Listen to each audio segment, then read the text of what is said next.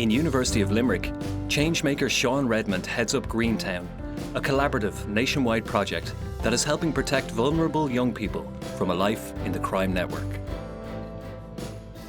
Crime gangs are a real problem for some communities. They groom children to commit serious offences, and then they try and keep them in their clutches. Here at the University of Limerick, we're using science to stop these networks recruiting children for crime. So the original motivation behind the work that started the Greentown project was to try and find out more about the 1,000 or so children who were involved in very serious crime. At that point, we didn't actually know anything about crime networks, and we were really keen to try and find out more about this group of children. While Greentown's location and characters are anonymous, this is real data about real people, helping identify those youngsters who are most at risk. So this is Greentown. This is the Greentown network.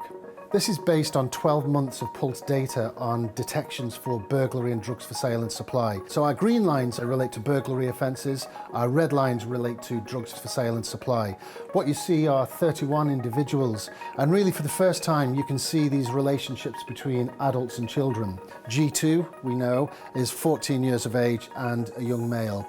Z1 is a 28-year-old male. So each of these individual nodes on the network gets their own unique reference, and that becomes really, really important when we want to start examining this network. So, for instance, you might ask, what is a 29-year-old adult male doing having a burglary relationship with a 15-year-old male?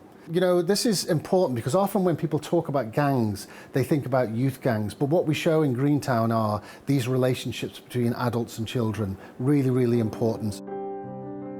Johnny Connolly is looking at the forces that drive the illegal drugs market in Ireland, believed to be worth somewhere in the region of €750 million per annum.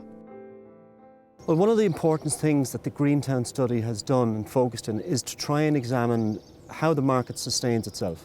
So what's its size, what's its shape, how does it function? One of the ways in which it sustains itself is through an endless supply of young people, and often very vulnerable young people.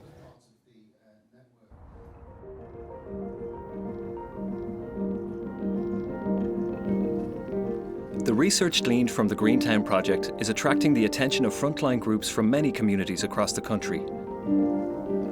Carl Duquet is a collaborator of the Greentown team, and he leads the Targeted Response with Youth team, or TRY, which is based in the heart of Dunor Avenue in Dublin 8.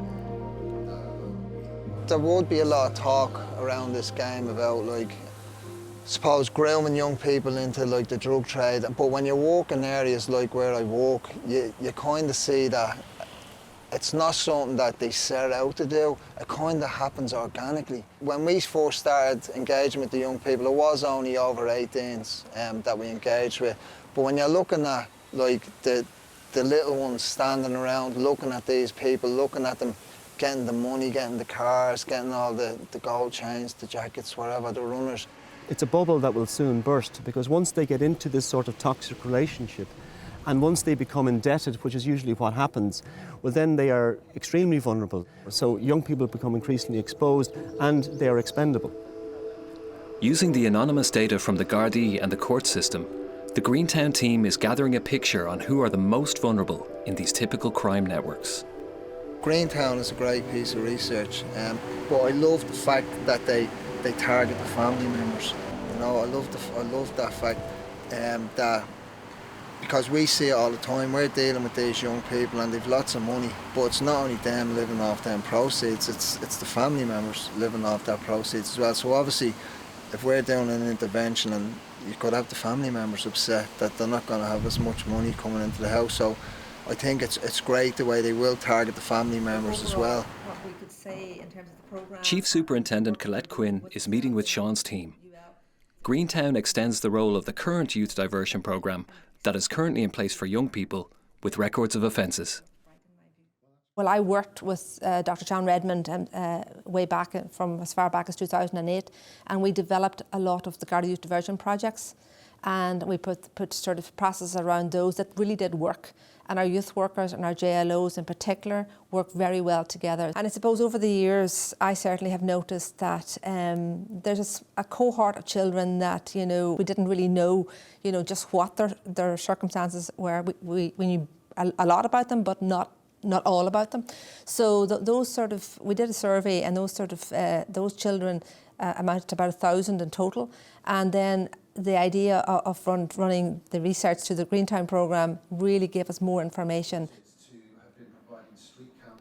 Another member of the team is Jane Mulcahy, who is working on a 4 pillars approach that aims to secure the future of both the young person and the family.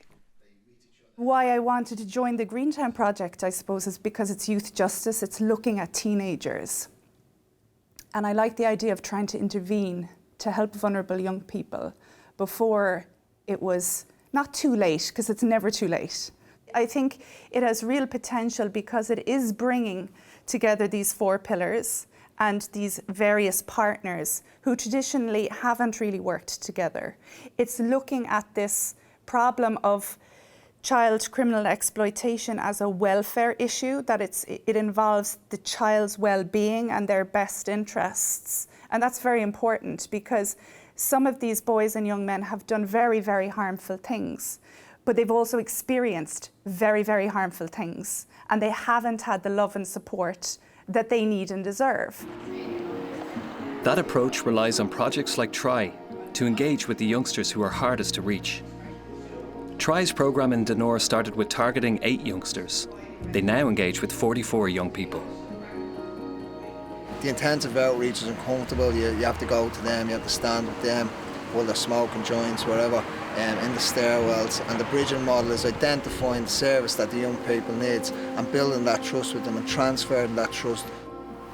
The heroin epidemic in the 80s, you still see around the area today. It's fairly clear to see that it's a generational problem. That it really goes down to the core that the intervention you are making long term is that the young people we're dealing with today, when they can change their lives around and they have kids and them kids are growing up, that's the intervention, that's the real intervention. This was done by the Regeneration Board, so it just shows all the community members over the years, going way back. So it's a mural coming from like the old St. Teresa's Gardens, and it's showing you into the new, and it's showing you the regeneration process here over the years as well. I suppose the community members who are really supportive over the years, who are active in the community, kind of helping along the way as well. You're looking at the kids and the community members, and realistically, that's who my work benefits. You know, it's all about the community. It's all about reducing harm in the community and making the community feel safe.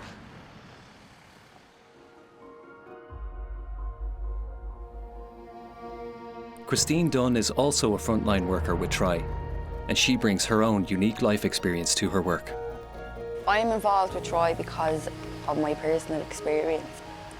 I understand completely where these kids are coming from, because I come from it myself, from generational addiction running in the family. The kids really need support, love, care and support is what they really need. A bit of guidance, you know. It's like almost, if you look at it, like they're in a dark tunnel and they don't see any light out. And what try to do is just be that light, do you know what I mean? And sometimes they can see the light and they'll be like, because they're afraid of it too. Do you know what I mean? So that's just like literally what we just try to do all the time. Sean has come to Dublin to meet Carl and the team at TRY. Well, it's great to be here. This is where all the magic happens. You know, all the work that kind of we're involved with from a research point of view actually comes to life with people like Carl and Christina and Pierce, who really do kind of bring the work to life, bring the science to life. And these are the people who change the lives for young people. You know, being able to make changes child by child and family by family can actually change a narrative in a local area. There's triggers everywhere. A project like this has already changed lives, you know, so it's like what I was saying. We initially engaged with 8 young people, we grew to 44. Most of them young people are not standing around engaging in stuff that they were engaging with at the start. We try to find the most vulnerable young people in our society, and we try to give them a bit of empowerment and give them a future, a hope for a future. When you provide them with the opportunity, when you provide them with like the life skills that come so natural to other people, when you're providing them with that and you're saying you can walk and you're reinforcing in them that they are good enough, and you're kind of empowering them on their way. You see that's how much this project would actually change lives. I know from my own upbringing, the children where we've uncovered their stories in the Greentown programme certainly have the dice loaded against them. And what we're trying to do with the Greentown programme really at a small level is to provide a pragmatic response to try and load the dice for those children back in their favour. At its core, this research is about changing children's lives.